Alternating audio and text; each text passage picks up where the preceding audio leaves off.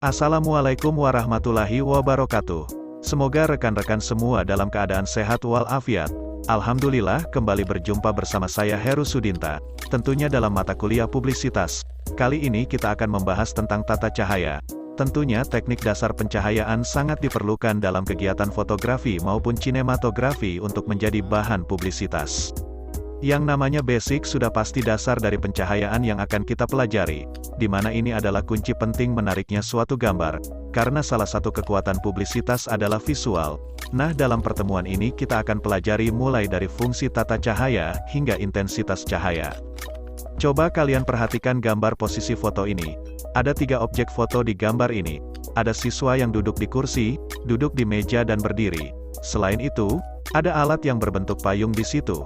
Nah, alat pencahayaan berbentuk payung itu namanya softbox. Alat itu berbentuk okta. Softbox bisa berbentuk bulat maupun kotak, namun yang ada di visual berbentuk payung itu disebut okta. Ingat ya, namanya softbox. Alat ini bernama zoom lighting. Dalam praktek sederhana Anda bisa menggantinya dengan center. Meskipun zoom lighting dan center berbeda, namun fungsinya serupa, ini juga bentuk lain dari zoom lighting. Lampu yang ada dalam softbox maupun zoom lighting disebut flashlight atau kata orang Bekasi bilang lampu sorot. Sumber utama pencahayaan adalah matahari. Namun ketika melakukan proses syuting baik fotografi maupun sinematografi di dalam studio atau di dalam ruangan, maka sinar matahari tidak maksimal, apalagi ketika fotografinya dilakukan saat malam hari. Oleh karena itu kita memerlukan sumber cahaya lain. Perhatikan contoh gambar ini. Ada sebuah objek atau model berupa wanita yang cantik jelita. Pada gambar ini kita uji, dengan langsung menghadapkan zoom lighting atau cahaya ke arah objek. Hasil pencahayaan mampu menerangi wajah dan tubuh si objek.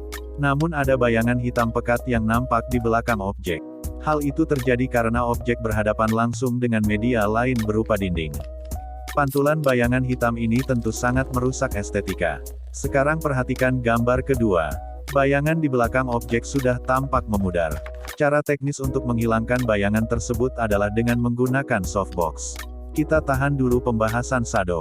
Baik rekan-rekan, inilah yang dinamakan softbox. Ada 2 softbox yang saya hadirkan di sini, yaitu jenis A dan jenis B. Softbox A adalah softbox yang dilapisi kain putih atau kertas putih. Sedangkan softbox B tidak memiliki pelapis cahaya. Pada gambar ini, fotografer menggunakan softbox jenis B atau tanpa pelapis kain putih.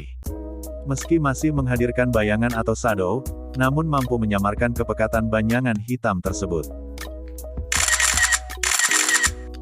Nah, inilah hasil fotografi dari penggunaan softbox berlapis kain putih. Intensitas cahaya yang lembut, mampu menghapus seluruh bayangan yang sebelumnya nampak jelas.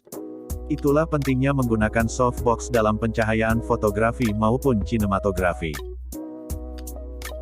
Lihat posisi foto ini, cahaya hanya menerangi sebagian objek saja, sementara ada tampilan gelap di sisi sebelahnya.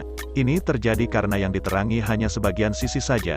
Jika key light menjadi sumber cahaya dari sisi samping saja, maka hasilnya akan seperti ini. Selanjutnya kita akan bahas yang namanya backlight. Posisi ini sering diadopsi dalam sinematografi maupun fotografi. Posisi cahaya tepat berada di belakang objek, sementara kamera tepat berada di hadapan objek, sehingga kamera hanya menangkap visual gelap saja.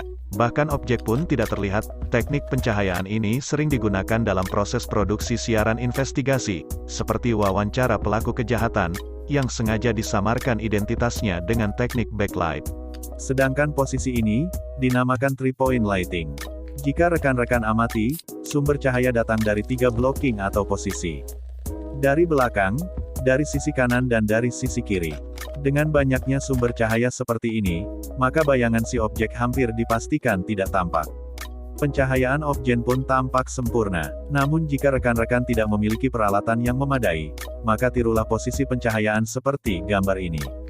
Sumber cahaya datang dari sisi kanan dan kiri, sementara kamera tepat berada di hadapan objek.